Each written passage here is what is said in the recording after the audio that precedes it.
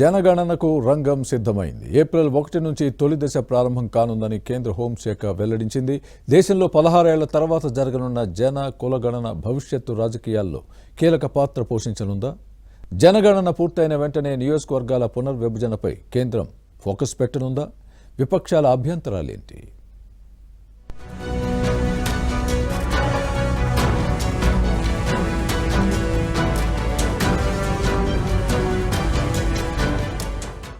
దేశవ్యాప్తంగా జనాభా లెక్కల సేకరణకు కేంద్ర ప్రభుత్వం ముహూర్తం ఖరారు చేసింది. దేశంలో తొలిసారిగా డిజిటల్ విధానంలో జరగనున్న జనగణనకు రంగం సిద్ధమైంది. దేశంలో జనగణన 2027 తొలి విడతలో భాగంగా అన్ని రాష్ట్రాలు, కేంద్రపాలిత ప్రాంతాల్లో ఏప్రిల్ 1 నుంచి సెప్టెంబర్ 30 వరకు ఇళ్ల వివరాలను సేకరించనున్నారు. దీనికి సంబంధించి కేంద్ర హోంశాఖ ఒక ప్రకటనలో వెల్లడించింది. మొత్తం మీద దేశంలో 16 ఏళ్ల తర్వాత జనగణన జరగనుంది. సామాజిక, ఆర్థిక వివరాలతో సమగ్రంగా జనగణన చేపట్టాలని కేంద్ర ప్రభుత్వం నిర్ణయించింది. తొలిసారిగా పౌరులే స్వయంగా ఆన్లైన్లో తమ వివరాలు నమోదు చేసుకునే అవకాశం కల్పించనున్నారు. జనాభా లెక్కల సేకరణకు 13,000 కోట్లకు పైగా వెచ్చించనున్నారు.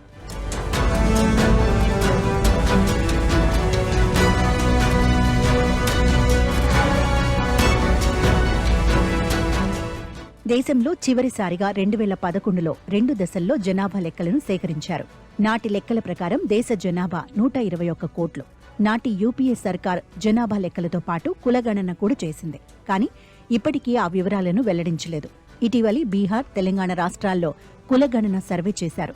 దేశవ్యాప్తంగా 10 ఏళ్లకొకసారి జనగణన చేపట్టాల్సి ఉండగా 2021లో కూడా అందుకోసం అన్ని ఏర్పాట్లు చేశారు. కానీ కరోనా కారణంగా జనగణన ప్రక్రియను వాయిదా వేశారు. ఇన్నాళ్లకు మళ్లీ కొత్త షెడ్యూల్ వచ్చింది. ఇదివరకు కేవలం జనాభా లెక్కలు, ఎస్సీ, ఎస్టీ కులాల వివరాల సేకరణకే ప్రభుత్వం పరిమితమైంది. ఇప్పుడు తొలిసారిగా ఓబీసీ కులాల వివరాలను ప్రత్యేకంగా సేకరించనుంది. కాగా దేశవ్యాప్తంగా సంక్షేమ పథకాలు అర్హులందరికీ అందాలంటే కులగణన కూడా చేయాలని పలు రాజకీయ పార్టీలు డిమాండ్ చేస్తున్నాయి. ఈ నేపథ్యంలో కేంద్ర ప్రభుత్వం జనగణనతో పాటు కులగణన కూడా చేసేందుకు అంగీకరించింది.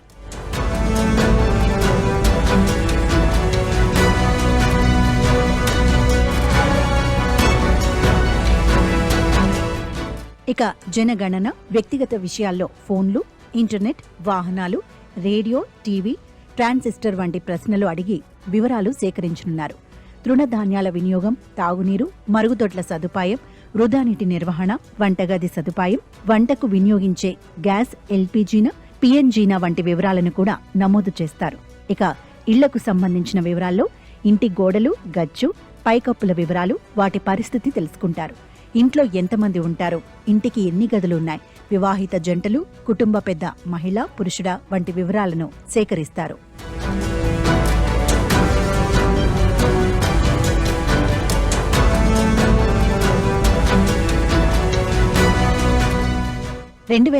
లో జనగణన పూర్తయిన తర్వాత లోక్సభ, అసెంబ్లీ నియోజకవర్గాల పునర్విభజన కూడా చేపట్టే అవకాశం ఉంది.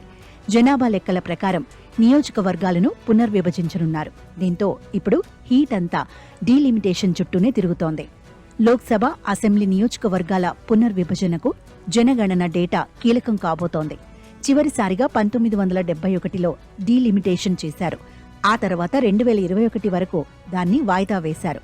మళ్లీ దాన్ని 2026 వరకు పొడిగించారు. కాబట్టి 2027లో జనగణన పూర్తయి వివరాలు ప్రకటించిన తర్వాత అసలు గేమ్ మొదలు కావడం ఖాయమంటున్నారు. దీంతో డీలిమిటేషన్పై దక్షిణాది రాష్ట్రాలు తీవ్ర అభ్యంతరం వ్యక్తం చేస్తున్నాయి.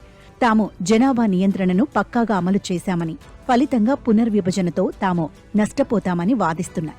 ఉత్తరాది రాష్ట్రాల్లో జనాభా నియంత్రణ చర్యలు చేపట్టలేదని, జనాభా ప్రాతిపదికన నియోజకవర్గాల పునర్విభజన చేస్తే ఆ రాష్ట్రాలు ఎక్కువగా లబ్ధి పొందుతాయని ఆరోపిస్తున్నాయి. ఉత్తర భారత రాష్ట్రాలతో పోలిస్తే ఆంధ్రప్రదేశ్, తెలంగాణ, తమిళనాడు, కర్ణాటక, కేరళ జనాభా తక్కువ. ఈ రాష్ట్రాల్లో జనాభా పెరుగుదల శాతమూ తక్కువే. అంటే జనాభా నియంత్రణలో దక్షిణ రాష్ట్రాల సాఫల్యం వాటి రాజకీయ ప్రాతినిధ్యానికే ఎసరు పెట్టబోతోందన్న భయాందోళనలు వ్యక్తమవుతున్నాయి.